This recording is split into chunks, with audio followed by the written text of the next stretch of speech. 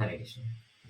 मम ज्ञानतिमिरन्दस्य ज्ञानाञ्जनशलाकया चक्षुरुन्मीलितं येन तस्मै श्रीगुरुवे नमः। श्रीचैतन्यमनोभीष्टं स्थापितं येन भूतले स्वयं रूप कदा मह्यं ददाति स्वपदान्तिकं। वन्देऽहं श्रीगुरो श्रीयुतापदकमलं श्रीगुरून् वैष्णवां च श्रीरूपं सागरजातं सहगना रघुनाथान्वितं तं सजीवं साद्वैतं सावधूतं परिजनसहितं कृष्णचैतन्यदेवं श्रीराधा कृष्णपादान् सहगण ललिता श्रीविशाखान्वितां च नमो विष्णुपादाय कृष्णपृष्ठाय भूतले श्रीमते भक्तिवेदान्त स्वामिनीति नामिने नमस्ते सारस्वते देवे गौरवाणी प्रचारिणे निर्विशेष शून्यवादी पाश्चात्यदेशतारिणे नमो महावदन्याय कृष्णप्रेमप्रदायते कृष्णाय कृष्णचैतन्यनामिने गौरतिषे नमः। हे कृष्ण करुणा सिंधु दीनबंधु जगतपते गोपेश गोपिकाकान्त राधाकान्त नमोस्तुते। सप्तकाञ्चन गौरांगी राधे वृन्दावनेश्वरी वृषभानुसुते देवी प्रणमामि हरिप्रिये। वाञ्छाकल्पतरुभ्यश्च कृपा सिन्धुभ्येव च पतितानां पावनेभ्यो वैष्णवेभ्यो नमो नमः। जय श्री कृष्ण चैतन्य प्रभु नित्यानंद श्री अद्वैत गदाधर श्रीवासादि गौरभक्तवृंद। हरे कृष्ण कृष्ण कृष्ण हरे हरे हरे राम राम राम हरे हरे। मूकं करोति वाचालं पङ्गुं लङ्घयते गिरिं यत्कृपातमहं वन्दे श्रीगुरुदीनतारिणम्। हरे कृष्ण। तो आज एक तिथि भी है, मध्वाचार्य जी का तिरोभाव है, तो हम भगवद गीता का लेंगे, फिर बाद में 5-10 मिनट उनके बारे में भी चर्चा करेंगे। तो हमने पिछले बार कहाँ तक देखा, तो हमने 8वें अध्याय का ये श्लोक हो गया था हमारा। इससे पहले के जो श्लोक थे 8वें अध्याय के, उसको मैं बस थोड़ा सारांश में बता देता आपको।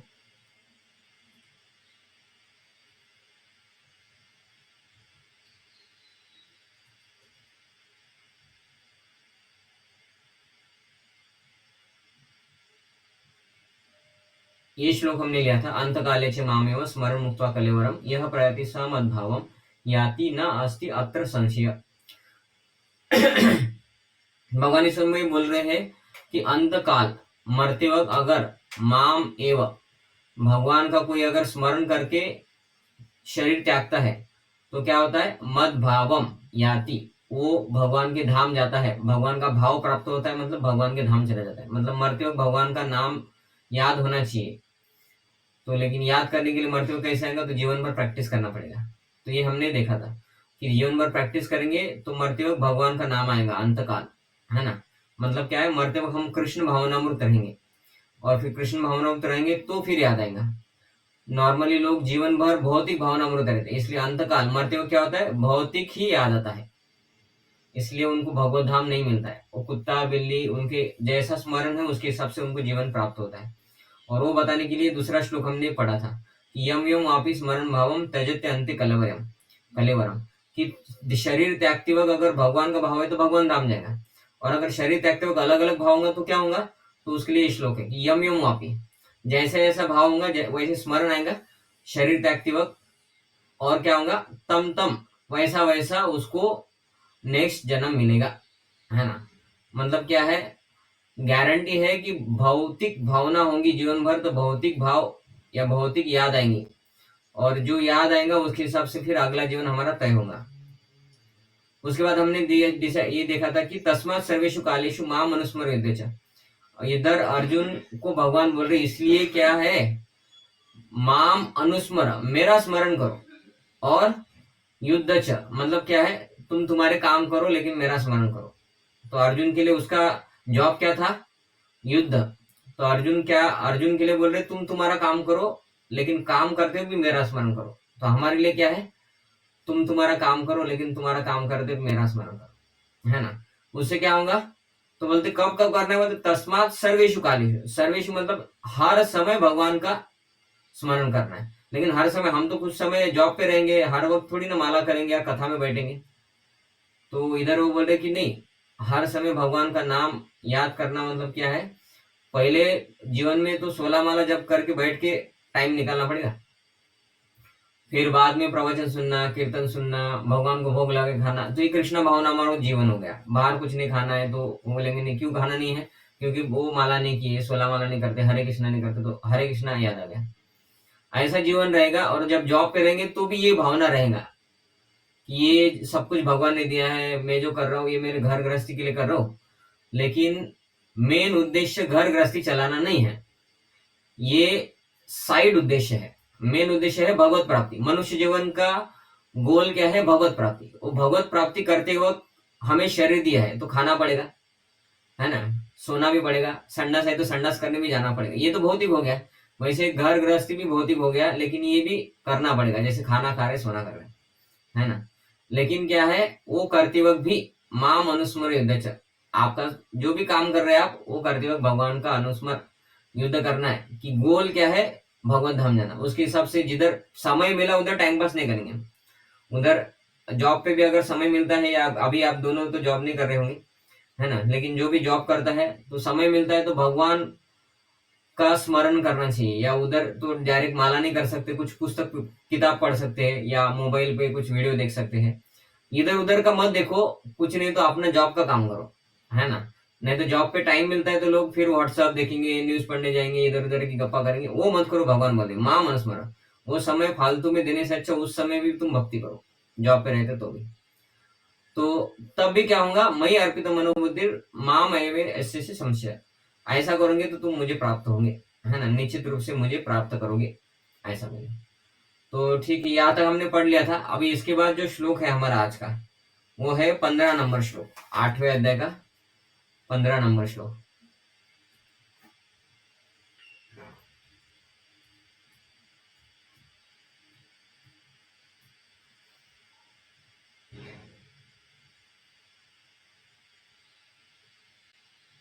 तो ये वो श्लोक है।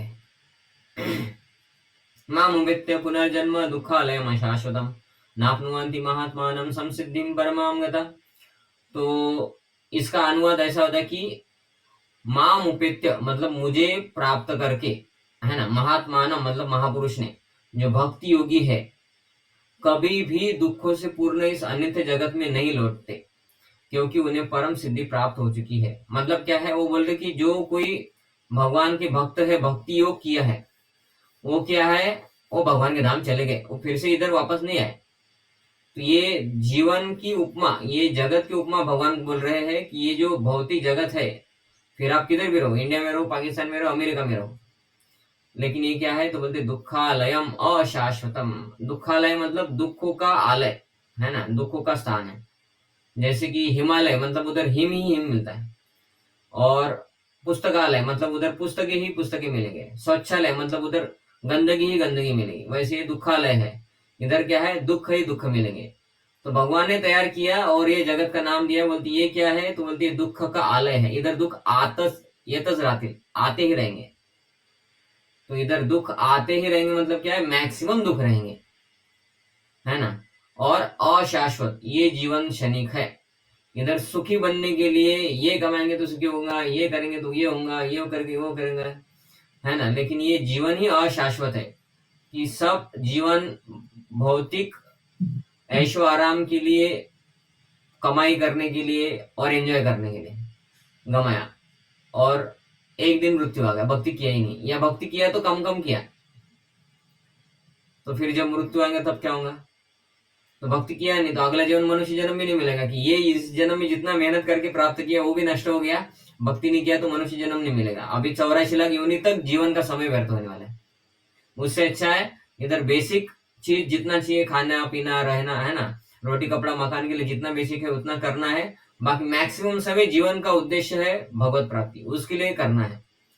कि बिजनेसमैन रहता है, वो किधर भी जाएगा तो ढूंढेगा ना, कि भाई समझे कि बिजनेसमैन हो गया, कोई शादी करने के लिए चला गया, किसी की शादी में चला गया बिजनेसमैन, तो बिजनेसमैन शादी में चला गया तो बिजनेस को पूरी तरीके से बोलता नहीं है, उसका फोन आते रहता है, हाँ बोलते हो भेज दो, हाँ उसको ये कर दो, हाँ उसको ये कर दो, अरे मैंने उसको बोल दिया वो काम करो। शादी में भी रहता है, किसी के डेथ पे जाता है उधर भी उसका कॉल आते रहता है। शादी में जाता है, डेथ पे भी जाता है तो देखता है कि हमारा, अरे ये भी वैसा ही कुछ बिजनेस करता है, इससे मैं रॉ मटेरियल कुछ खरीद सकता हूँ, और ये मेरा रिलेटिव है, ऐसा सोच के मुझे कम पैसे में देगा तो मेरा प्रॉफिट होगा, क्योंकि बेचना तो मैं उतने में है। है ना। मैं 5 रुपए से दूसरी तरफ से लेता हूँ और 10 रुपए में बेचता हूँ, ये मेरे को 4.5 में दे देगा। तो वो गया है शादी में या मृत्यु के समय, लेकिन बिजनेस का याद है हर समय, उधर भी वो बिजनेस को याद रखता है। तो ऐसे कृष्ण भावनामृत मतलब क्या है कि वो भौतिक जगत में कुछ भी काम करे, लेकिन जीवन का उद्देश्य भगवान कृष्ण को प्राप्त करना ही वो कभी भूलता नहीं। और जब भी समय मिलता है तो उसी के हिसाब से वो काम करता है। कि शादी में चला गया तो भी वो देखता है कि इधर कोई भक्त है क्या, अरे इधर तो पिक्चर के गाने नहीं बज रहे, मेरा माला हुआ कि नहीं हुआ, ये प्रसाद भोग लगा है कि नहीं, ये तो 16 माला वाला ने बनाया, लेकिन अभी खाना तो पड़ेगा, तो इसमें लहसन प्याज है वो नहीं खाऊंगा मैं। तो ये एक भावना भी भक्त का कृष्ण भावनावृत्ति है। ये भगवान को भोग नहीं लगा, भगवान को लहसन प्याज नहीं चलता है, भक्ति के लिए अच्छा नहीं है, तो मैं लहसन प्याज वाला नहीं खाऊंगा, ठीक है। स्वीट में नहीं है, राइस में नहीं है, दाल में नहीं है, चपाती में नहीं है, तो ये सब खा के मैं खत्म कर दूंगा इधर का प्रसाद, है ना। और वो जो लूंगा मैं भगवान को बोला मुझे माफ करो, ये भोग नहीं लगा, अभी इसको आप ग्रहण कर लो। तो उधर भी वो कृष्ण भावनामृति है। जॉब पे जा रहा है, जॉब पे कुछ काम कर रहा है, लैपटॉप पे या कुछ फोन पे काम कर रहा है, कंपनी में डायरेक्ट कुछ काम कर रहा है, तो भी उसका वो याद रखता है कि ठीक है ये काम होने के बाद, ये तो 5 बजे तक काम है, इसके बाद तो जाके मुझे भक्ति करना है या घर का कुछ काम करना है। लेकिन मेन उद्देश्य है जीवन का उद्देश्य भगवत प्राप्ति। तो ये है 24 घंटा भगवत कृष्ण भावनातरण। ऐसा नहीं कि 24 घंटा जब ही करना है हमें, 24 घंटा हमसे हमको छुट्टी मिलता है रविवार को, तो 24 घंटा होता नहीं हमारा, होगा किसी का होगा बताइए। रविवार को तो आपको कोई बोलने नहीं वाला है 24 घंटा जब करेंगे तो भी कोई बोलने वाला है प्रभु जी, प्रकाश खरटकर प्रभु जी, लेकिन हमारा नहीं हो सकता है ना। तो इसलिए ये हमारे लिए तो पॉसिबल ही नहीं है 24 घंटा, लेकिन प्रयास करना चाहिए। कभी कभी हफ्ते में एक दिन 24 घंटा जब नहीं हो सकता तो एटलीस्ट 8 घंटा 64 माला करने के लिए या 32 माला करने के लिए, हर दिन 16 माले से थोड़ा ज्यादा ही माला करे, 4 माला एक्स्ट्रा, तो उससे 16 माला में से कुछ माला तो खराब हो चुका है, उसमें एक्स्ट्रा माला 4 अच्छे से हो गया, तो 16 माला अच्छे से हो गया, ऐसा हमें थोड़ा बहुत लगेगा। तो प्रयास करना है छुट्टी के दिन। लेकिन जब जॉब पे है तो कुछ प्रवचन तो सुन सकते हैं, कीर्तन तो सुन सकते हैं, कुछ पुस्तकें तो पढ़ सकते। कुछ जगह तो ऐसा फैसिलिटी रहता है कि आप कुछ भी करो चलता है, तो माला भी कर सकते हैं। मैं जॉब पे था तो मैं माला भी करता था, जॉब पे रहता था, माला करता था, बुक भी पढ़ता था। और कुछ इधर उधर के लोग मिलते थे, कॉलेज के जो टीचर थे, स्टूडेंट थे, उनको बोलता भी था इस्कॉन मंदिर है, मैं इस्कॉन मंदिर में जाता हूँ, जन्माष्टमी है, ये सब सब सब बताता था मैं। तो उधर भी जाके हमें को प्रचार ही करना है, लोगों को बोलना है भगवदगीता है, अभी हम ये कम प्राइस में भगवदगीता मिलता है, आपके लिए लेके आओ क्या, हमारे घर में प्रोग्राम है आइए, उधर सत्संग कार्यक्रम चलता है, इधर इस्कॉन मंदिर है उधर आइए, ये इस्कॉन की किताब ऐसे है, प्रभुपाद जी ने क्या क्या पता है कि इस्कॉन कितना कार्य कर रहा है, अन्नामृत है ना, प्रसाद बांट रहा है, ये इस्कॉन का प्रचार करेंगे। इस्कॉन का प्रचार भी भगवान का प्रचार है। तो ये भी कृष्ण भावनामृत है। जॉब पे इसको कोई रोक सकता है? जॉब पे लोग इधर उधर की बातें करते हैं, बहुत कुछ करते ही है ना, अरे भाई मोदी ने ये किया, अरे इसने ये किया, अरे अडानी ने तो ये किया, अरे वो कुंभ मेला में ये हो रहा है, ये बातें करने से अच्छा ये करेंगे तो भी कृष्ण भावना होता है। तो जॉब के समय ऐसा प्रकार से हम कृष्ण भावना रह सकते हैं। वो कृष्ण भावना इस तरह के से भी हम अगर कृष्ण भावना रहते जॉब पे, तो भी वो हमें माया के प्रभाव से बचाता है ना।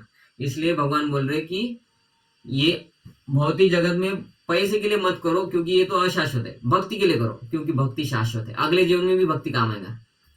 और गारंटी है ये जीवन में भक्ति करते वक्त भौतिक किया तो जितना कर्म के हिसाब से ही आने वाला है, वो भौतिक आप 100% भौतिक करेंगे तो भी जितना सुख आना है उतना ही सुख आएगा, जितना कष्ट आना है उतना कष्ट आने वाला है। ऐसा नहीं कि भौतिक जगत में सब लोग भौतिक ही प्रयास कर रहे हैं, देखिए प्रभु जी वो सब लोग खुश है, और हम अभी भक्त है ना, इसलिए हमारा थोड़ा समय भक्ति में जाता है, इसलिए हमारे पास पैसा कम है, इसलिए हमारे जीवन में दुख है। ऐसा बिल्कुल नहीं है। जो भौतिक जगत में है 100% भौतिक के लिए कर रहा है वो ज्यादा दुखी है, क्योंकि भक्ति नहीं कर रहा है तो पाप है, उसके उसके पाप की वजह से उसको बहुत तकलीफ आ रहा है। और भगवान के आश्रय में नहीं है, इसलिए उनको कर्म के ऊपर कुछ नहीं मिल रहा है। लेकिन जो भगवान के आश्रय में है वो भक्ति कर रहा है, इसलिए पाप नष्ट हो गए, उसका भक्ति करने से पाप नष्ट हो गया तो दुख कम हो गया। भौतिकवादी के लिए ऑप्शन नहीं है। और भक्त के जीवन में जितना है उससे ज्यादा भगवान दे सकते, क्योंकि भगवान के हाथ में है सब कुछ, वो भगवान के आश्रम में है, और भौतिकवादी लोगों के हाथ में वो भी नहीं है। इसलिए भक्तों का जीवन अभी भक्त बनने के बाद हमारे जीवन में जो है उससे बहुत ज्यादा तकलीफ होने वाला था, बहुत कम सुख आने वाला था, लेकिन भक्त होने के बाद अभी हमारे जीवन में ज्यादा सुख आ रहा है और बहुत कम तकलीफ आ रहा है, लेकिन हमें समझ में नहीं आ रहा है वो। इसलिए अभी जीवन में भक्ति को ज्यादा प्रेफरेंस देना चाहिए, है ना। क्योंकि इधर क्षणिक वस्तु के लिए करेंगे तो वो क्षणिक तो नष्ट होने वाला है, भौतिक के लिए ज्यादा करेंगे अभी भक्त बनने के बाद भी जो नष्ट होने वाला है उसके लिए, तो उससे फायदा नहीं है।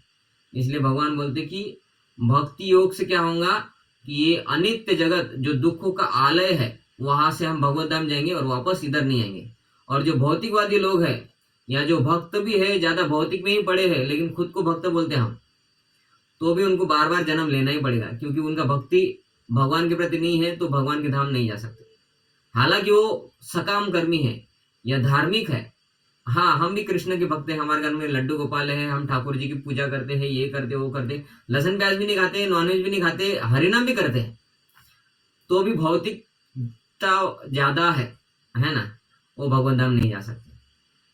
भगवान के धाम जाने के लिए यही है सिद्धि प्राप्त करना, है ना, भक्ति योगी बनना है। भक्ति योगी मतलब वो भौतिक काम करेगा लेकिन जीवन का उद्देश्य भौतिक नहीं है, वो खाने पीने के लिए जितना है उतना कर रहा है, तो हो गया भक्ति योगी। कोई अगर भक्ति योगी है ऐसा समझ रहे, भक्ति कर रहे लेकिन भौतिकता में ज्यादा है, मतलब क्या है, भगवान के ऊपर विश्वास कम है, तो वो नहीं जा सकता भगवान धाम, उसको टाइम लगेगा जाने के लिए, जाएंगे लेकिन टाइम लगेगा ऐसे। तो इधर प्रभुपाद जी बोले क्योंकि ये जगत नश्वर है, तो इधर जन्म मृत्यु जरा व्याधि ये बने ही रहेगा, तो कितना पैसा कमाएंगे तो जन्म मृत्यु जरा व्याधि छुटकारा मिलेगा, कुछ नहीं कर सकते, वो फिक्स है। जीवन क्या है, जीवन है पिछले जन्म के और अभी तक जितने पाप और पुण्य किए उसका रिजल्ट, वो तो फिक्स है, भक्ति नहीं कर रहे तो। और भौतिक कितना भी कर लो, कितना पैसा कमाने से भी वो नष्ट नहीं होने वाला है, अभी तक का जीवन में जो पाप और पुण्य किया है वो नष्ट नहीं होने वाला है, तो फिक्स हो गया जीवन, इसलिए भक्ति ही उसको चेंज कर सकता है। तो कृष्ण लोक जाना ही जीवन का उद्देश्य है, परम धाम कृष्ण लोक या गोलोक वृंदावन को प्राप्त होता है, वही व्यक्ति इधर वापस नहीं आएगा, उसको फिर से जन्म लेने की जरूरत नहीं, तो फिर से दुख भी नहीं आएगा, है ना।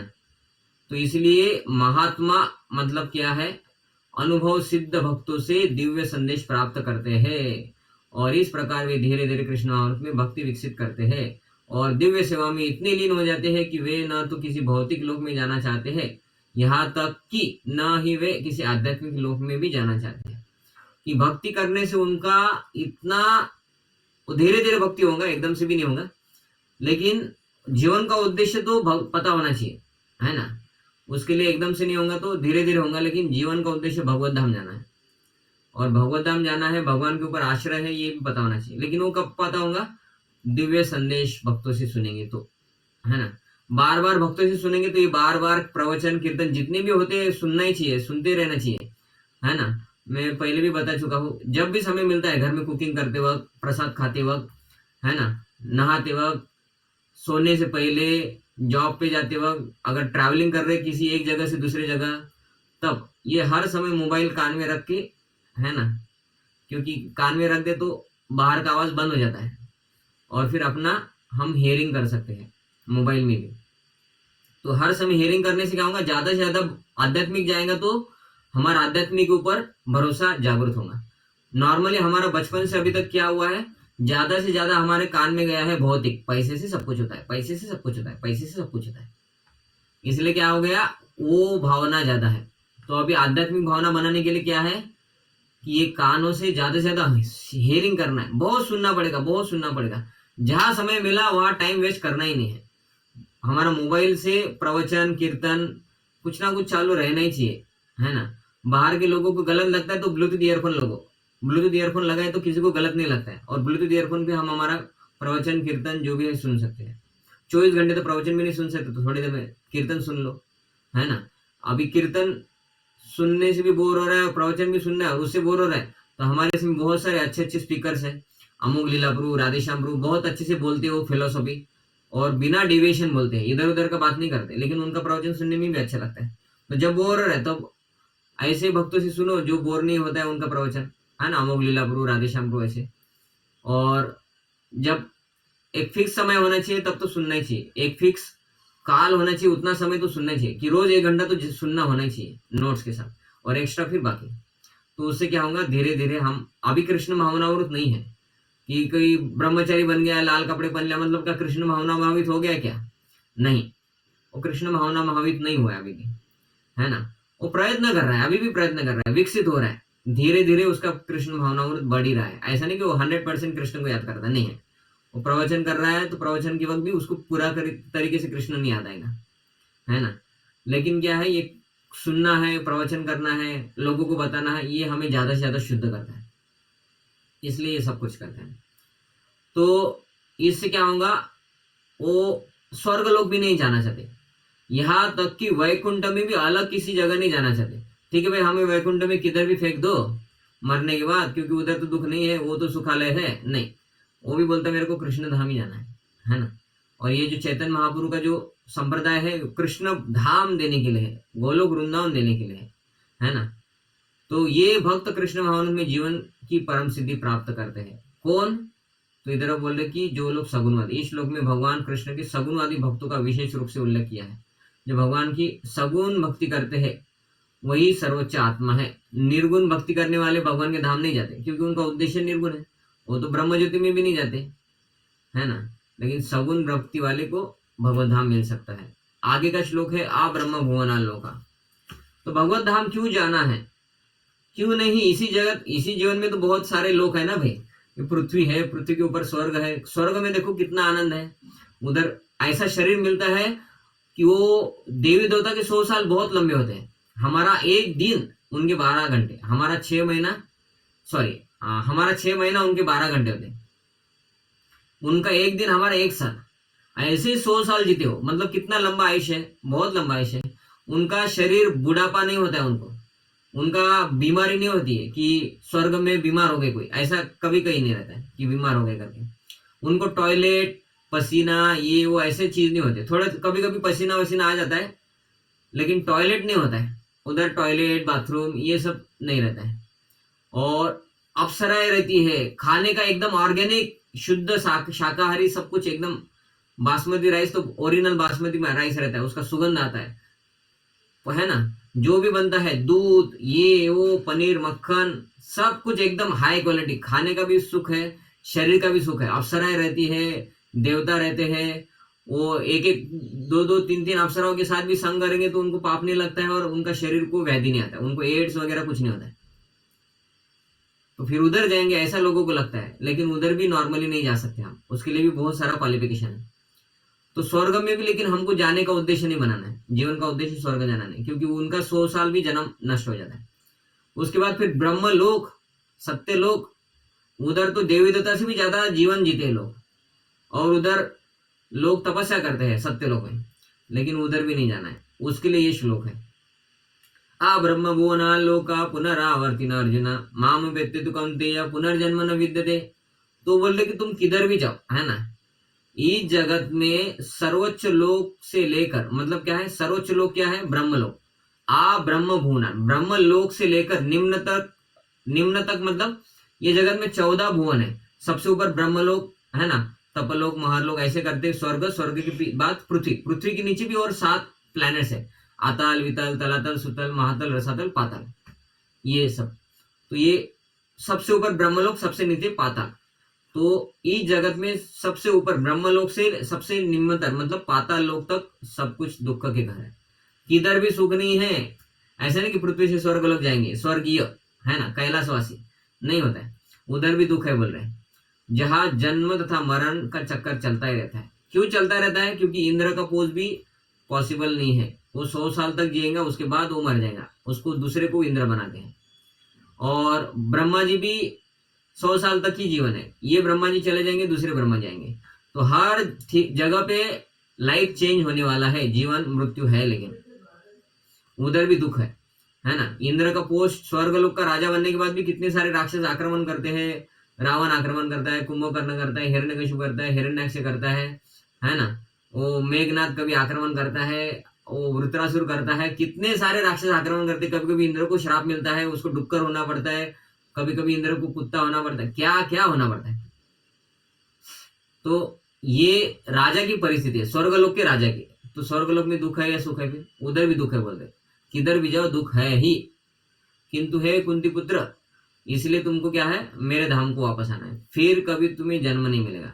क्योंकि इधर तुम किधर भी चले, स्वर्ग में जाएंगे, फिर से स्वर्ग में पूरा जितना भी पुण्य कमाए वो नष्ट हो जाएगा, फिर से जन्म लेना पड़ेगा। लेकिन भगवान के धाम में जाने के बाद नहीं लेना पड़ता। इसलिए प्रभुपाद जी बोलते हैं कि गो गो गो गो, किधर गो बोलते बोलते गो बैक टू गॉड, है ना। भगवत धाम जाओ, जाना है तो भगवत धाम जाओ, इधर उधर किधर भी मत जाओ। क्योंकि भगवत धाम जाना ही सबसे सिक्योर रास्ता है जीवन का। बाकी किधर भी जाएंगे तो नरक नहीं है, लेकिन वो सुख नहीं है, दुख ही है। तो इसलिए वो बोलते समस्त योगियों को चाहिए कि वो कर्म योगी, ज्ञान योगी, हट्ट योगी, अंततः भक्ति योगी या कृष्ण महानंद में भक्ति की सिद्धि प्राप्त होती है ना। वो कोई भी प्रकार का योगी हो, उसको सिद्धि नहीं मिलती है जब तक वो कृष्ण भावना भावित नहीं होता है। तो जीवन का उद्देश्य कृष्ण भावना भावित ही होना है। कर्म योगी, ज्ञान योगी, हट्ट योगी, है ना, अलग अलग प्रकार के योगी होते हैं। कोई रहता है कि वो जिम्नास्टिक वाला योगी रहता है, मतलब क्या है, एक्सरसाइज, रामदेव बाबा जैसे, तो योगी हो गए। वो भी काम का नहीं है, क्योंकि वो भी भौतिकता है। शरीर सुदृढ़ रखना नहीं, शरीर इसलिए बनाए रखना है ताकि भगवान का नाम जब अच्छे से हो जाए।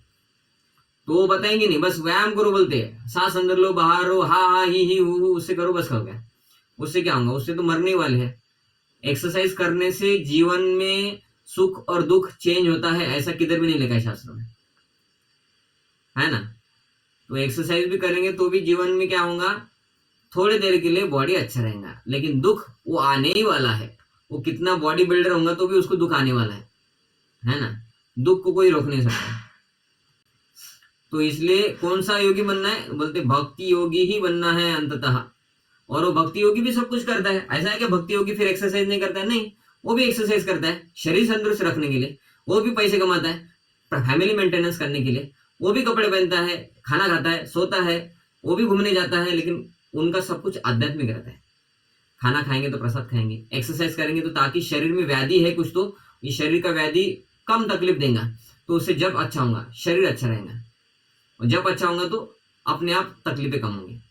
तो भक्ति योगी बाकी सब कुछ करता है, लेकिन वो बाकी योगी जो है वो भक्ति नहीं करते, इसलिए उनको दुख तकलीफ होता है ना। कि कोई भक्ति योगी नहीं है, वो बोलता है कि मैं ज्ञान योगी हूँ। वो ज्ञान योगी क्या करता है, इधर उधर का शास्त्र पढ़ता है, उसको शास्त्र सब पता है, लेकिन भगवान का नाम जब, भगवान के लिए सेवा, भगवान का जीवन, वो नहीं है, तो उसको जीवन में कुछ प्राप्त नहीं होता है ना। तो इसलिए भक्ति योगी बनना है, और भक्ति योगी सब कुछ करता है। वो जॉब करता है, वो एक्सरसाइज करता है, पैसे कमाता है, कंपनी चलाता है, बिजनेस चलाता है, सब कुछ करता है, लेकिन उसके साथ क्या है, भक्ति जीवन का उद्देश्य है। इसलिए भक्ति योगी ही बनना है, वो सिद्धि है ना। कि इसके लिए कथा आता है कि एक नाव में एक व्यक्ति जा रहा था, तो वो फॉरेन का व्यक्ति था, तो वो गांव के व्यक्ति नाव चला रहा था और एक बड़े नदी को क्रॉस कर रहे थे। तो वो फॉरेनर व्यक्ति बोलता है, तुमको मैथ्स पता है, मैथ्स क्या होता है। तो ये गांव का व्यक्ति नाव चला के गुजारा करते हैं, बोलते मेरे को नहीं आता, हम पढ़े लिखे नहीं है उतना। तो बोलते तुम्हारा 50% जीवन वेस्ट हो गया, नहीं 25%। बोलते फिजिक्स पता है, फिजिक्स नहीं, बोलते मुझे नहीं पता। तो बोलते तुम्हारा 50% जीवन वेस्ट हो गया। तो बोलते तुमको केमिस्ट्री पता है। तो बोलते नहीं, ये नाविक को क्या पता है केमिस्ट्री। बोलते नहीं, बोलते तुम्हारा 75% जीवन वेस्ट है। तो बोलते तुमको इंग्लिश आता है बोलना। तो बोलते नहीं। तो बोलते तुम्हारा पूरा जीवन वेस्ट है, बोलते क्योंकि दुनिया में तुम पैसे नहीं कमा सकते। तो फिर क्या होता है, वो बारिश शुरू हो जाता है, हवा बहने लगता है और नाव डूबने लगता है। तो नाविक क्या बोलता है उसको, तुमको तैरना आता है। तो बोलते नहीं, मुझे फिजिक्स, केमिस्ट्री, मैथ्स और इंग्लिश आता है। तो बोलते तुम्हारा जीवन 100% बेकार है, क्योंकि अभी हम डूबने वाले हैं और मुझे तैरना आता है, मैं तैर के चला जाऊंगा, तुम डूब के मर जाओगे, है ना। तो ऐसा है, भक्ति योगी सब कुछ कर रहा है, लेकिन भक्ति कर रहा है, ये उसका 100% फायदा है। और बाकी सब लोग अलग अलग सब कुछ कर रहे हैं, लेकिन भक्ति नहीं कर रहे, तो उनका पूरा जीवन वेस्ट हो जाता है, ऐसा। तो इसलिए भक्ति ही परम सिद्धि है, भक्ति योगी बनना ही है, क्योंकि जो भक्ति कर रहा है वो तो बाकी सब कुछ भी कर रहा है ना। तो इसलिए भक्ति करना ही पड़ेगा। तो इसमें वो बोलते हैं कि जो सर्वोच्च भौतिक लोगों अर्थात देव लोगों को प्राप्त होते, मतलब स्वर्गलोक, उसका पुनर्जन्म होते रहता है। और स्वर्गलोक भी जाएंगे, है ना, तो भी जन्म होते रहेगा। ब्रह्मलोक में भी जाएंगे तो फिर से जन्म लेंगे। जिस प्रकार पृथ्वी के लोग उच्चतर लोकों को जाते हैं, उसी तरह ब्रह्मलोक, चंद्रलोक, इंद्रलोक जैसे उच्चतर लोकों से पृथ्वी पर वापस गिरते हैं। मतलब क्या है कि हमने वही यान भेजा, तो यान पृथ्वी से निकलता है, किसी दूसरे ग्रह पे जाता है, लेकिन वापस किधर आता है, एरोनट्स बोलते हैं ना उसको, कि भाई एरोस्पेस में गए, हमारे इंडिया के 2-3 लोग चले गए, रॉकेट से चले गए चंद्र पे, चंद्र पे रह लेते, ये वापस आते हैं पृथ्वी पे, वापस आते हैं ना पृथ्वी पे। मेरा आवाज आ रहा है आपको?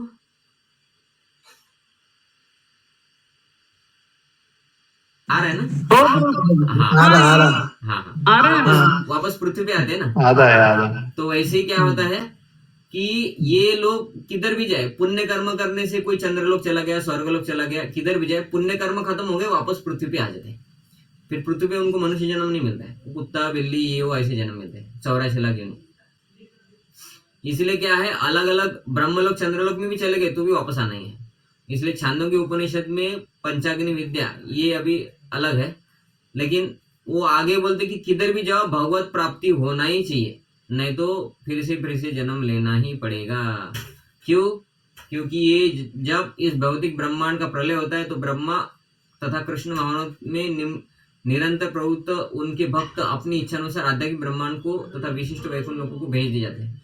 अभी ये अलग बता रहे कि एक ये ब्रह्मा का क्या होगा, अगर ब्रह्मा अगर भक्ति करता है और उधर जाने के बाद जो लोग भक्ति करते हैं तो ब्रह्मा के लोक से वो लोग भगवत धाम जा सकते हैं। इसके बारे में ये श्लोक है, ये श्रीधर स्वामी बताते हैं, इधर लिखा है, श्रीधर स्वामी अपने भगवदगीता में बताते हैं कि भगवान के धाम में जाने के बाद भी, है ना, वो व्यक्ति जब भक्ति करता है तो ही भगवत धाम जाता है, ऐसा वो बोल रहे हैं। ठीक है, नेक्स्ट श्लोक। अभी इसके बाद 9वां अध्याय का लेंगे हम डायरेक्ट, क्योंकि ये इंपॉर्टेंट श्लोक है बस। तो ये 8.16 था, उसके बाद 9.2 है। तो ये अभी तक जितने अध्याय हुए हैं, ये सब अध्याय में कुछ तो अलग अलग रहता है। तो पहला अध्याय, दूसरा अध्याय, तीसरा अध्याय, ऐसे 6 अध्याय। ये पहले 6 अध्याय को बोलते कर्मयोग। ये 7वें अध्याय से 12वें अध्याय तक ये दूसरे 6 अध्याय हो गए, इसको बोलते हैं भक्ति योग। और 13वां अध्याय से आखिरी 18वां अध्याय, ये आखिरी जो 6 श्लोक है, ये 6 अध्याय है, इसको बोलते हैं ज्ञान योग। तो अभी हमारा 7-8 हो गया भक्ति योग का, इसको भगवत ज्ञान, भगवत प्राप्ति। और अभी है 9वां अध्याय। 9वां अध्याय का हमें लेना है दूसरा श्लोक।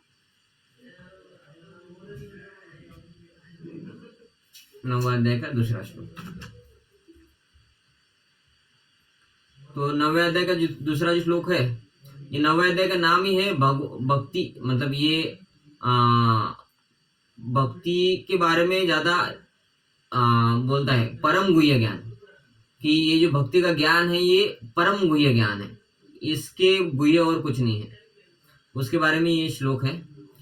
इसमें भगवान बोल रहे कि ये जो ज्ञान है भक्ति का, तो ये भक्ति की विद्या होगी। ये क्या है? राज विद्या। मतलब बाकी सब विद्या क्या है? प्रजा विद्या है। भक्ति का ज्ञान सबसे बड़ा ज्ञान है, बाकी सब ज्ञान क्या है? वो प्रजा ज्ञान है। तो भक्ति का ज्ञान को बोलते हैं राज विद्या। और राजगुह्यम, राजगुह्यम मतलब ये बहुत गुह्य है, कि कोई भगवदगीता और भागवतम पढ़ ले तो उसको भक्ति मिल जाएगी क्या? नहीं मिलेगी। उसको ऑथराइज संप्रदाय से पढ़ना है, ऑथराइज गुरु से दीक्षा लेना है, ऑथराइज व्यक्ति से सुनना है, उसने जैसे बोला उस तरीके से ऑथराइज वे में भक्ति करना है, तब जाके ये भक्ति उसका बोला जाता है कि भक्ति हो रहा है। ऐसा नहीं कि पढ़ लिया भाई हमने, हरे कृष्ण महामंत्र करना है वो भी पढ़ लिया, तो अब ये कोई हरे कृष्ण महामंत्र करेगा, भक्ति शुरू हो गया, लेकिन वो लहसुन प्याज खा रहा है। तो गाइडेंस, वो गाइडेंस भी प्रामाणिक होना चाहिए, इसलिए उसको बोलते कि राजगुह्यम, है ना, ये गोपनीय ज्ञान है, पवित्र। ये भक्ति का जो ज्ञान है ये बहुत पवित्र है। इदम उत्तमम, और ये सबसे दिव्य है, उत्तम है। प्रत्यक्ष अवगमम, प्रत्यक्ष अवगमम मतलब क्या होता है? इसको प्रैक्टिकली हम कर सकते हैं। ऐसा नहीं कि नहीं प्रभु जी इतना कठिन ज्ञान, इतना कठिन भक्ति थोड़ी होता है प्रभु जी। भक्ति मतलब क्या है? भाव होता है, बस करो, बस हो गया। आपको जो लगता है वो खाओ, जैसा लगता है रहो। ऐसा नहीं कि आपको तिलक ही लगाना है, और ये क्या स्त्रियों को बोला जाता है साड़ी पहनो, कम कपड़े मत पहना करो। नहीं, हमको जैसा लगे, जितना कम कपड़ा पहनना है वैसा करो, भक्ति तो कर ही रहे ना। नहीं, और पुरुषों को बोला जाता है कि भाई राजसी कपड़े मत पहनो, इधर फटा हुआ, इधर फटा हुआ, इधर फटा, है ना। लेडीज इधर फटा हुआ पहनते हैं, जेंट्स क्या करते हैं? घुटनों पे फटा हुआ पहनते हैं। तो ऐसे राजसी गंदे कपड़े धोते नहीं, महीना महीना वही जीन्स चल रहा है पहनने का। आज दिन भर पहन लिया, टंगा देने का, रात को चड्डी पहन के सो जाने का, दूसरे दिन फिर से वही पहन लिया है, दूसरा पहन लिया। ऐसा सालों साल जीन्स चलते हैं, है ना। और धोती कुर्ता रोज धोना, ये वो, अरे क्या ये। तो ये लोगों को पसंद नहीं आता है। बोलते ये प्रैक्टिकल नहीं है, ये धोती कुर्ता पहनना, साड़ी पहनना, रोज सुबह जल्दी उठना, रात को जल्दी सो जाना, टीवी नहीं देखना, लहसुन प्याज नहीं खाना, ये किसी से होगा नहीं।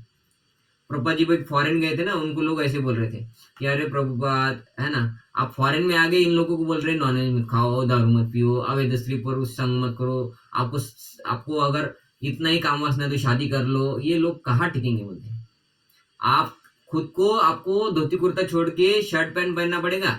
वो नूडल्स खाते हैं ना, वो चम्मच से, फोक बोलते हैं उसको, फोर्क, वैसे चम्मच से खाना खाना सीखना पड़ेगा। ये क्या आप हाथ से खाना खाते हैं, ये प्रैक्टिकल नहीं है फॉरेन के लोगों को भक्ति सिखाना। आप फॉरेन जैसा समझ समझ पहले बदल जाओ खुद को, और फिर लोगों को बताओ, तो फिर वो लोग समझेंगे आपसे। लेकिन पप्पा जी बोले मैं इधर के लोगों को प्रसन्न करने के लिए नहीं आया हूँ, मेरे गुरु को प्रसन्न करने के लिए आया हूँ। और जो भक्ति है वो प्रत्यक्ष फॉलो कर सकता है, वो फॉरेनर भी होगा तो करेगा।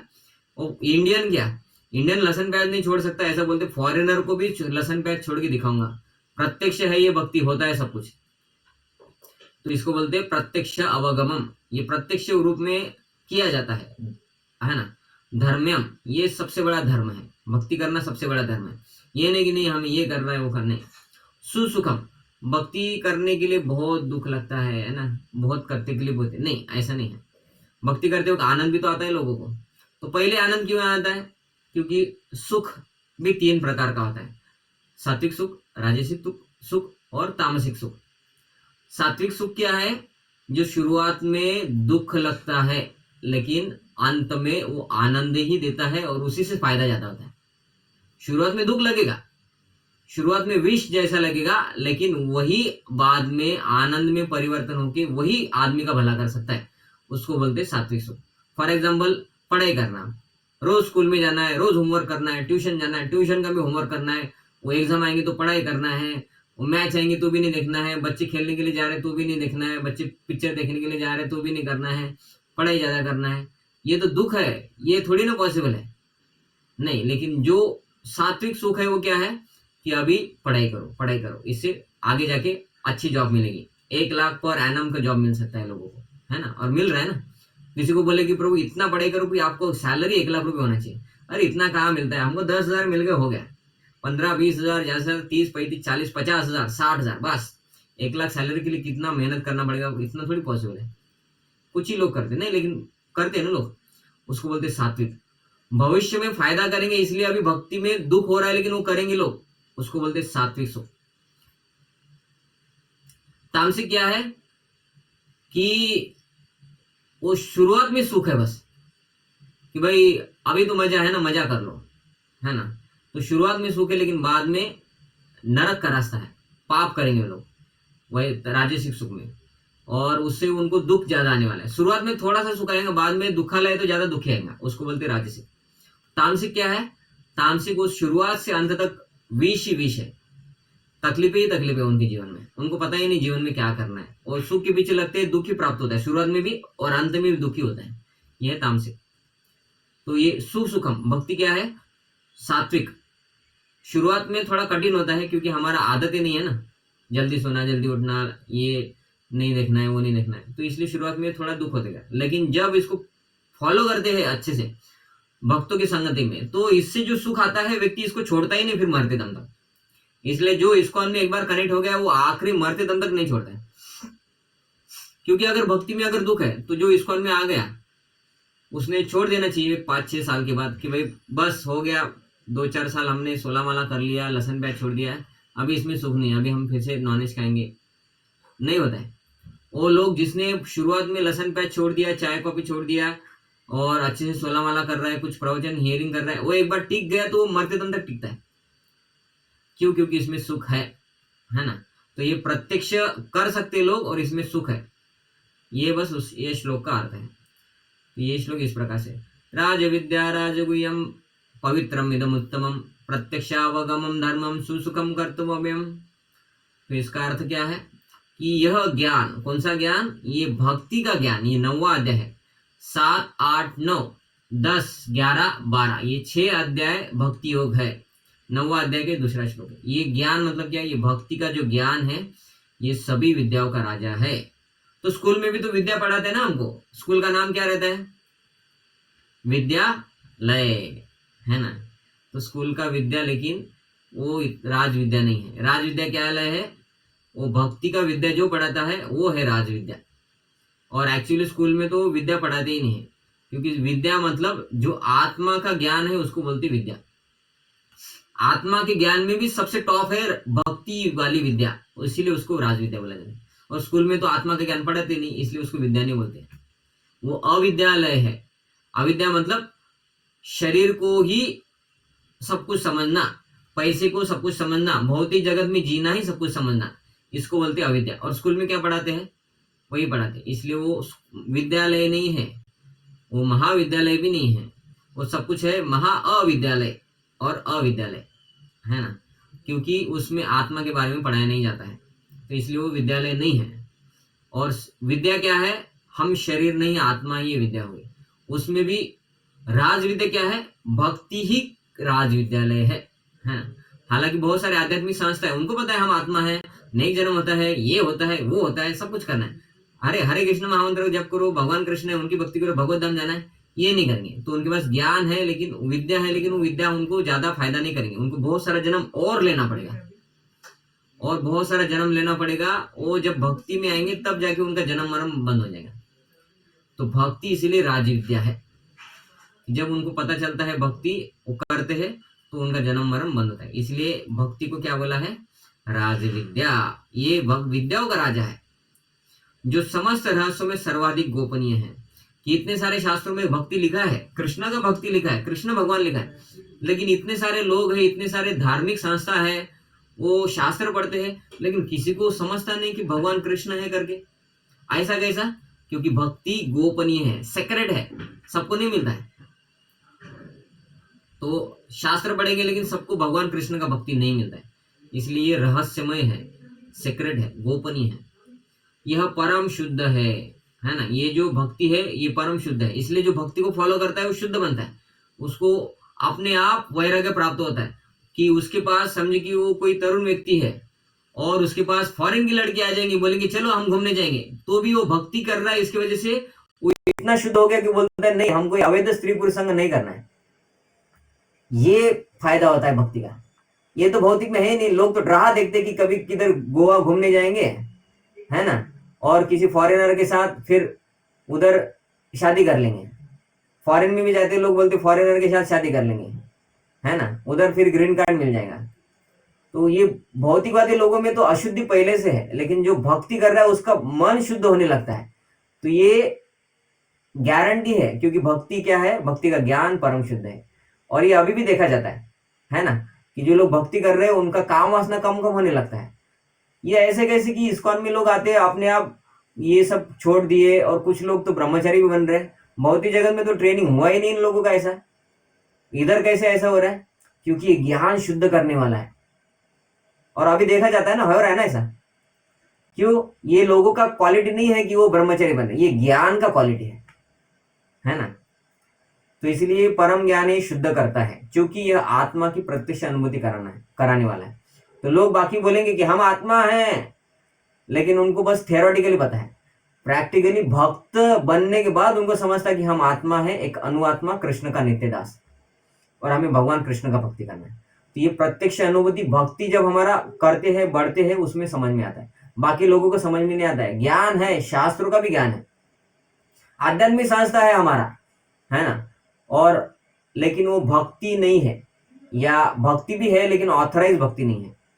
तो उनको प्रत्यक्ष अनुभव नहीं होता है, इसलिए वो लोग करते हैं, लेकिन उनको लगता है ठीक है भक्ति भी कभी कभी करना चाहिए, है ना। ऐसे बहुत सारे संस्था है ना जो आध्यात्मिक ज्ञान दे रहे, भगवान कृष्ण की भक्ति ही बता रहे, लेकिन उनका फिलोसफी क्या है कि भाई जन्माष्टमी, राधाष्टमी ऐसे दिनों में उपवास करना चाहिए, एकादशी हो गया उपवास करो, है ना, बाकी तुम लहसुन प्याज खाओ, कुछ भी खाओ, चलता है, जीवन का उद्देश्य तो पैसा कमाना है। ऐसे भी आध्यात्मिक संस्था है। तो उनको आत्माएं समझा क्या? फिर पैसा जीवन का उद्देश्य मतलब आत्माएं समझा ही नहीं है, नहीं, है ना। इसलिए भक्ति करना यही धर्म का सिद्धांत है। क्यों? क्योंकि भक्ति अविनाशी है। इस जन्म में भक्ति करेंगे तो अविनाशी है, अगले जन्म में भी कामेगा, अत्यंत सुखपूर्वक संपन्न होता है। भक्ति जो अच्छे से ऑथराइज वे में करता है, वो भक्ति करते हुए उसको फायदा हो रहा है, इसलिए भौतिक जीवन का सुख छोड़ दिया ना। कि एक बच्चा है, ठीक है, वो बच्चों को हमने एक इतना सा चॉकलेट दिया, तो बच्चा ले लेता है क्योंकि वो चॉकलेट से सुख आने वाला है। अभी वो बच्चों को क्या करेंगे, इतना बड़ा कैडबरी डेयरी मिल्क का चॉकलेट देंगे हम और उसको क्या बोलेंगे, ये ले कैडबरी डेयरी मिल्क, ये छोटा चॉकलेट दे दे। तो बच्चा क्या करेगा, बड़ा चॉकलेट लेगा और छोटा चॉकलेट छोड़ देगा। ऐसे होता है क्योंकि उसके पास अभी बड़ा सुख मिल गया। तो इस्कॉन में भी देखा जाता है कि लोग पहले चाय, कॉफी, लहसुन, प्याज, ये वो, दारू, शराब, अंडे, मांस, मछली, अवैध स्त्री पुरुष संग, ये चीज में आसक्त थे, उनको चॉकलेट वाला सुख मिल रहा था। लेकिन जो इस्कॉन में आ गए तो उनको कैडबरी डेयरी मिल्क मिल गया, तो उन्होंने चॉकलेट सुख छोड़ दिया। क्यों? क्योंकि जब बड़ा सुख मिलता है तो व्यक्ति तुच्छ सुख की तरफ जाता नहीं है, और ये प्रत्यक्ष हो रहा है अभी भी, इसलिए लोगों का छूट रहा है ना इतना सब कुछ। नहीं तो क्यों छूटेगा? क्योंकि समाज तो अपोज करता है, अरे लहसुन प्याज ये तो औषधि गुणधर्म है, अरे नॉनवेज इससे तो सेहत बढ़ता है, शरीर सुदृढ़ रहता है ना। अरे पैसा कमाओ, ये करो वो करो, पैसा ही जीवन का उद्देश्य है। देखो मरते वक्त हम पैसा नहीं लेके जाएंगे, पैसा जीवन में है तो भी सुख नहीं देगा, लेकिन पैसा ही जीवन का उद्देश्य है। सब कुछ पता है लेकिन पैसा जीवन का उद्देश्य है, पूरा पागल बनाते हैं हमको, इसको बोलते हैं अविद्या, है ना। तो लेकिन ये लोग भक्ति में आने के बाद पूरा अपोजिशन कर रहा है, पूरा दुनिया अपोजिशन कर रहा है, फिर भी क्यों छोड़ रहे हैं ये सब? क्योंकि इनको भक्ति में बहुत सारा सुख मिल रहा है, मतलब भक्ति सुख पूर्वक किया जा सकता है, इसलिए तो लोग कर रहे हैं ना। तो यही है, भक्ति अविनाशी है, मतलब अगले जीवन में भी भक्ति का फायदा होता है। तो इसलिए इसको राज विद्या बोला है, और सभी लोग पढ़ते हैं लेकिन समझ में नहीं आता है, इसलिए उसको बोला है गुह्यम। गुह्य है, सीक्रेट है, रहस्यमय है, सबको नहीं समझ में आता है। तो विश्व भर में, है ना, इधर आते थे, विश्व भर में ज्ञान के अनेक विभाग है और अनेक बड़े बड़े विश्वविद्यालय है, किंतु दुर्भाग्यवश ऐसा कोई विश्वविद्यालय या शैक्षणिक संस्था नहीं है जहां आत्मा विद्या की शिक्षा दी जाती है। फिर भी आत्मा शरीर का सबसे महत्वपूर्ण अंग है, आत्मा के बिना शरीर महत्वहीन है। तो जो सबसे महत्वपूर्ण है जीवन में, ये पूरी दुनिया चल रही है आत्मा की वजह से। ये जीवन में से आत्मा निकाल दो, पूरा दुनिया डेड, लेकिन आत्मा के बारे में ज्ञान ही नहीं दे रहा है, तो विद्या होगी क्या? वो नहीं हो रही। तो इसलिए ज्ञान का, आत्मा के बारे में ज्ञान देने वाला सब्जेक्ट होना चाहिए शिक्षा में, होना चाहिए कि नहीं होना चाहिए? बचपन से होना चाहिए। ये भगवद्गीता भागवतम बचपन से सिखाया जाना चाहिए, है ना, कि 1 2 3 4 पहले से चौथी तक भगवद्गीता का ओवरव्यू होना चाहिए, 5वीं से 10वीं तक भगवद्गीता का डिस्क्रिप्शन होना चाहिए, और फिर आगे जाके भगवद्गीता होना चाहिए डीप स्टडी। तब जाके लोगों को आत्मा का ज्ञान मिल रहा है, तब जाके ये विद्यालय का नाम सार्थक होगा कि सच में ये विद्या मिल रहा है इधर। जब तक उनको विद्या, आत्मा का विद्या नहीं, तब तक ये अविद्यालय है, क्योंकि जो नश्वर होने वाला है उसके बारे में सिखा रहे हैं, और जो खुद है हम, जो सत्य है, वो सत्य पढ़ाया नहीं जा रहा है कि हम आत्मा है करके, शरीर है, असत्य पढ़ाया जा रहा है, इसलिए क्या है? अविद्या है। तो इसलिए ऐसा कोई शैक्षणिक संस्था या विश्वविद्यालय नहीं जिधर आत्मा के बारे में पढ़ाया नहीं जाता है, तो वो क्या है? वो विद्या नहीं है, क्योंकि शरीर को महत्व दिया जा रहा है। शरीर को महत्व नहीं है जब तक आत्मा का महत्व नहीं है। तो विद्या पढ़ाना चाहिए, लेकिन आत्मा का विद्या पढ़ाने के साथ विद्या पढ़ाना चाहिए, तब जाके बाकी विद्या को फायदा आता है ना। नहीं तो शरीर को आत्मा छोड़ दिया तो पैसे का क्या फायदा? कुछ फायदा नहीं, है ना। तो इसलिए दूसरे अध्याय में आत्मा पर बहुत बल दिया है भगवान ने, और इसमें बहुत कुछ बोलते हैं प्रभुपाद जी। तो यहाँ पे हम रुक जाते हैं। जो मैं थोड़ा बहुत आपको बताया वही सार है इसका, कि भक्ति सुख पूर्वक किया जाता है ना। ये बहुत बड़ा तात्पर्य इसका, भक्ति सुख पूर्वक किया जाता है, प्रैक्टिकल है। ऐसा नहीं कि इनप्रैक्टिकल है भक्ति करना, पहले जमाने के लिए था, नहीं।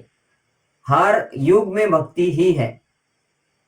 अभी ये कलयुग में हरिनाम श्रेष्ठ है भक्ति का पाठ, बाकी युगों में भी हरिनाम श्रेष्ठ था, है ना। ध्रुव महाराज हरिनाम लेके तपस्या किए थे, प्रहलाद महाराज ने तो तपस्या भी नहीं किया था, बस हरिनाम ही लेते थे और भगवान को प्राप्त किया, है ना। ओ शबरी कौन थी? स्त्री थी। हिमालय में जाके तपस्या किया? नहीं किया। घर में बैठ के बस भगवान का नाम जप करती थी, राम आएंगे राम आएंगे, आएंगे आएंगे राम आएंगे, है ना। और राम आ गए, भगवान का दर्शन हो गया। त्रेता युग में भी भगवान का नाम ही काम करता था। तो ये आज भी भक्ति मतलब भगवान का नाम लेना है ना। तो ये सार है कि भक्ति करना भक्ति करना भक्ति करना। तो ठीक है, यहाँ पे हम थोड़ा अभी टॉपिक चेंज करते हैं, क्योंकि आज हमारे एक आचार्य है मध्वाचार्य, उनका तिरोभाव है, और हमारा संप्रदाय का नाम क्या है? कौन बताएंगे आप में से? ब्रह्म मध्व गौड़ीय संप्रदाय। हाँ, ब्रह्म मध्व। तो ये जो मध्व नाम आता है ये मध्वाचार्य से आता है, इसलिए हमारे संप्रदाय में लिखा है ब्रह्म मध्व। तो ब्रह्म क्यों? ब्रह्मा जी से आया है, हम ब्रह्मा जी के संप्रदाय से कनेक्टेड है। तो ब्रह्मा जी के बाद फिर ज्ञान आते आते कहाँ आया, कैसे कैसे नीचे, इसलिए 3 शब्द लगे हैं कि भगवान कृष्ण ने ब्रह्मा जी को नॉलेज दिया, ब्रह्मा जी ने दिया नारद जी को, नारद जी ने दिया व्यास को, और व्यास के बाद आते हैं मध्वाचार्य। अगर आप भगवद गीता खोलेंगे तो भगवद गीता में परंपरा का लिस्ट है, तो व्यास के बाद मध्वाचार्य का नाम आता है, क्योंकि मध्वाचार्य जब आए थे तो बद्रिकाश्रम गए थे और बद्रिकाश्रम में जाके व्यास जी से ज्ञान लिया था, इसलिए व्यास के बाद मध्वाचार्य का नाम आता है। तो ब्रह्मा मध्व और गौड़ीय क्यों बोला जाता है, क्योंकि मध्वाचार्य के शिष्य अलग अलग आगे जाके हुए, माधवेंद्रपुरी, उनके शिष्य ईश्वरपुरी, फिर चैतन्य महाप्रभु। चैतन्य महाप्रभु मतलब गौरांग महाप्रभु, इसलिए गौड़ीय, गौरांग महाप्रभु। तो हमारा संप्रदाय ब्रह्म मध्वाचार्य से मध्व और गौरांग महाप्रभु से गौड़ीय, ब्रह्म मध्व गौड़ीय संप्रदाय, हम उस संप्रदाय से हैं। और शास्त्रों में लिखा है कि 4 संप्रदाय ऑथराइज होंगे, ब्रह्म संप्रदाय जिससे हम हैं, रुद्र संप्रदाय, कुमार संप्रदाय और श्री संप्रदाय। तो हम ब्रह्म संप्रदाय से कनेक्टेड है, और हमारा संप्रदाय को ऑथराइज करने के लिए भगवान कृष्ण चैतन्य महाप्रभु बन के आए, रुद्र संप्रदाय में दीक्षा ने लिया, श्री संप्रदाय में दीक्षा ने लिया, कुमार संप्रदाय में दीक्षा ने लिया, हमारे संप्रदाय ब्रह्म संप्रदाय में दीक्षा लिया। तो ये मध्वाचार्य हमारे संप्रदाय के एक आचार्य है। तो मध्वाचार्य कौन थे? तो वो वायु के अवतार थे, और इसलिए उनके अंदर हनुमान जी का भी शक्ति था, क्योंकि हनुमान जी भी वायु है, वायुपुत्र। उनके अंदर भीम का भी शक्ति था, क्योंकि वो भीम भी वायु के अंश थे। तो और भगवान के धाम में एक वायु चलता है, उसको बोलते मुख्य प्राण, तो ये उसके भी अवतार थे मध्वाचार्य। क्यों आए थे? टाइम पास करने के लिए, या भौतिक जगत में, उधर आध्यात्मिक जगत में कुछ मिल नहीं रहा था, मोबाइल जो इधर मिलता है इधर एंजॉय करने के लिए आए थे? नहीं। तो बहुत निराकारवाद फैला हुआ था, और निराकारवाद का खंडन करके भक्ति को स्थापित करने के लिए 4 संप्रदाय के आचार्यों को भेजा था। उसमें भी मध्वाचार्य सबसे बड़े, सबसे पावरफुल आचार्य, वायु के अवतार, भीम के, हनुमान के, है ना। तो वो आए और उन्होंने इधर निराकार का खंडन किया कि निराकार विराकार सब नकली फिलोसफी है, साकारवाद, भगवान विष्णु का, कृष्ण का सेवा पूजा ही सबसे श्रेष्ठ है। और ये मध्वाचार्य पहले आचार्य थे, उन्होंने कृष्ण, उडुपी कृष्ण को स्थापित किया था, मतलब कृष्ण की भक्ति दी डायरेक्ट। बाकी जो आचार्य थे उन्होंने विष्णु की भक्ति दी है, जैसे श्री संप्रदाय, रुद्र संप्रदाय, इन्होंने विष्णु की, बाकी दूसरे अवतारों की, जैसे श्री संप्रदाय मीन्स विष्णु और लक्ष्मी को मानते हो श्रेष्ठ, वो भी कृष्ण को मानते, लेकिन उनका बोलना है कि कृष्ण अवतार है। लेकिन उडुपी कृष्ण को डायरेक्ट स्थापन किया था मध्वाचार्य ने, तो डायरेक्ट कृष्ण भक्ति दिया था। मध्वाचार्य का अक्षर संस्कार होता है ना एक, कि नाम लिखने के लिए पहला शिक्षा संस्कार रहता है ना, शिक्षा शुरू करने से पहले एक पाठी लेते हैं, पाठी को क्या बोलते हैं? स्लेट बोलते हैं ना, स्लेट। और वो बच्चे को हाथ में चौक देते हैं और उसको ऐसा हाथ पकड़ के ओम लिखते हैं, ओम, है ना, राम कृष्ण ऐसे लिखते हैं। तो उनका जब पहला संस्कार किया था कि भाई आज इसको अ आ ई लिखना सिखाएंगे हम, आज से स्कूल में डालेंगे, तो इसको बोलते एक संस्कार बोलते हैं शास्त्र में। तो संस्कार करने की जरूरत ही नहीं पड़ी, वो बोले आज करेंगे। मध्वाचार्य ने क्या किया? चौक लिया और एक पत्थर था, पत्थर के ऊपर डायरेक्ट कृष्ण ही लिख दिया पहले ही दिन। ये आचार्य थे, तो उनको सिखाने की जरूरत नहीं, उनको पहले से सब कुछ पता था, और कृष्ण की भक्ति प्रचार करने के लिए आए थे। तो ऐसे आचार्यों का आज तिरोभाव, आज के दिन उन्होंने पूरा प्रचार करके, आज के दिन बोले हमारे, मैं जिस लिए आया था वो प्रचार का उद्देश्य प्राप्त हो गया मुझे। मैंने सब तरफ निराकारवाद का खंडन किया, उधर शून्यवाद था तो शून्यवाद को उन्होंने भारत की बाउंड्री के बाहर ही भेज दिया बहुत सारा, इसलिए वो श्रीलंका, भूटान, इधर उधर, म्यांमार, इधर उधर, अभी चाइना, उधर ज्यादा बुद्धिज्म है, इंडिया में भी है लेकिन इतना नहीं है। इन्होंने पूरा भारत में से निराकारवाद, शून्यवाद, इन लोगों को पूरा भक्ति युक्त ज्ञान दिया। और जब उनको लगा अभी मेरा जीवन का उद्देश्य सार्थक हो गया, तो आज के दिन उन्होंने शरीर त्याग करके फिर से भगवान के धाम चले गए। शरीर त्याग कैसे किया? उनके ऊपर वो कुछ तो भगवान का भक्ति कर रहे थे, गा रहे थे, ऊपर से फूल का पुष्प उष्टि हो रहा था, देवी देवता पुष्प उष्टि कर रहे थे, और वो पूरा ढक गए। जैसे हम राधा कृष्ण का अभिषेक किया ना, पुष्प अभिषेक, अभी 15 दिन पहले, तो भगवान पूरा ढक गए थे वैसा। तो वो पूरा ढक गए, उनके ऊपर पुष्प का वृष्टि हो रहा है, देवी देवता पुष्प वृष्टि कर रहे हैं क्योंकि आपने बहुत अच्छा काम किया। ऐसा करते वो जब ढक गए तो उनके शिष्यों ने पुष्प हटाए कि महाराज ढक गए, ऑक्सीजन लेने के लिए हवा तो होना चाहिए ना। उन्होंने जब ऐसा किया तो वो अंदर नहीं थे, गायब हो गए थे। तो ये है मध्वाचार्य। तो ऐसे उनके बहुत सारी लीला है। आप YouTube पे आज कुछ प्रवचन सुन लीजिए। मैं एक YouTube प्रवचन का लिंक डाल दूंगा ग्रुप में। वो अमोघ लीला प्रभु का है। अमोघ लीला प्रभु का तो आप कैसे भी सुन सकते हैं, वो डायरेक्ट आपको बहुत अच्छे से समझ में आ जाएगा। और एक कार्टून है इंग्लिश में, वो भी डाल देता हूँ, वो भी आप देखिए, बहुत अच्छा कार्टून है मध्वाचार्य के लाइफ स्टोरी के बारे में। ठीक है, तो ऐसे आचार्यों के आज तिरोबा हुआ, इसलिए श्री मध्वाचार्य जी की जय। और श्रीमद् भगवद गीता यथारूप की जय। जगद्गुरु स्वामी श्रील प्रभुपाद की जय। निताय गौर प्रेमानंदे हरि हरि बोल। आपको कुछ प्रश्न है, कुछ आपको पूछना है, बताना है? आवाज बंद है तुमचा प्रकाश जी। श्री बलराम प्रभु की जय। हाँ भाई, मला वाटलं की प्रश्न आहे का? ठीक है, ठीक है, आपका कुछ प्रश्न नहीं तो हम रुक जाते फिर यहाँ पे। प्रभूजी ते गुह्यतमम परत एक्सप्लेन कर सकता का? ओके ओके ओके, ठीक है। गुह्यतमम मतलब क्या बोल रहे हैं भगवान कि ये जो ज्ञान है, ये ज्ञान सबको समझ में नहीं आता है डायरेक्ट। कि भगवद गीता में बीच के 2 अध्याय क्या है, ये सैंडविच है भगवद गीता। पहले कर्मयोग 6 अध्याय, भक्ति योग बीच में 6 अध्याय, और ज्ञान योग। तो कोई भगवद गीता पढ़ता है, क्या बोलते हैं, भक्ति भगवद गीता का सार भगवान ने क्या बोला है, कर्म करो, कर्मों के फलों की चिंता मत करो, कर्म करो बस। आप जॉब पे जाओ, पैसे कमाओ, बाकी कुछ टेंशन मत लो कि ये पाप है पुण्य है, जो करना है करो, है ना। तो लोग ऐसा कुछ उदाहरण देते हैं, भक्ति का सारांश ये निकालते हैं। कुछ लोग बोलते ज्ञान योग, हम आत्मा ये समझना, ये ही जीवन, ये भगवद गीता का सार था। लेकिन नहीं, भगवद गीता का सार क्या है, बीच वाले 6 अध्याय भक्ति योग। भगवान ने बोला है सर्वधर्मान परित्यज्य माम एकम शरणम, मेरी शरण लेना है, उसको बोलते भक्ति योग। तो हालांकि भगवान ने भक्ति योग 18वें अध्याय में भी बोला है, दूसरे अध्याय में भी बोला है, लेकिन वो लोगों को समझ में नहीं आता है। और 6 अध्याय में तो डायरेक्ट बोला है भगवान ने, है ना, लेकिन वो लोगों को समझ में नहीं आता है। इसका अर्थ क्या है, ये बहुत गुह्य है, कितना भी लोगों को बताओ समझ में नहीं आता। ये गोपनीय ज्ञान है, ये कुछ ही लोगों को समझ में आता है जिन्होंने पिछले जन्म में भक्ति किया था। बहुत सारे पिछले जन्म में भक्ति किया है, बहुत सारा तीर्थ यात्रा ये वो सब किया है, बहुत सारे कुंभ मेला स्नान करके आए, अर्ध कुंभ, पूर्ण कुंभ, महाकुंभ, है ना, 144 साल बाद वाला कुंभ, ऐसे पिछले जन्म में हमने बहुत सारा किया, तब जाके अभी हम महामंत्र के जप कर रहे हैं। तो बाकी लोग तो फिर भक्ति कर रहे हैं कि नहीं कर रहे? इतने करोड़ों लोग जा रहे, 40 करोड़ लोग अगर कुंभ में जा रहे तो भक्ति तो कर रहे प्रभु जी? नहीं, वो शास्त्र समझ के उनका जीवन का उद्देश्य है कि हम कुंभ में स्नान करेंगे तो मुक्ति मोक्ष प्राप्त हो जाएगा। कुछ लोग उधर है नागा साधु बन के वो शंकर भक्त है, वो बोलते हैं हमको शंकर जी के पास जाना है। कुछ लोग उधर है नागा साधु बन के वो मांस खाते हैं अभी भी, बोलते हमको प्रेत लगता है, प्रेत का मांस खाते हैं, तांत्रिक विद्या। तो शास्त्र वही पढ़ रहे हैं, लेकिन भक्ति शास्त्र का सार है ये समझ में नहीं आ रहा है। क्यों? क्योंकि ये गोपनीय है, इसको बोलते रहस्यमय है। ठीक है माता जी, ठीक है ना? ठीक है, तो धन्यवाद आप सब लोगों ने ज्वाइन किया। हरे कृष्ण। तो हम यहाँ पे रुक जाते हैं। जगद्गुरु स्वामी श्रील प्रभुपाद की जय। श्रीमद् भगवद गीता की जय। हरे कृष्ण। हरे कृष्ण।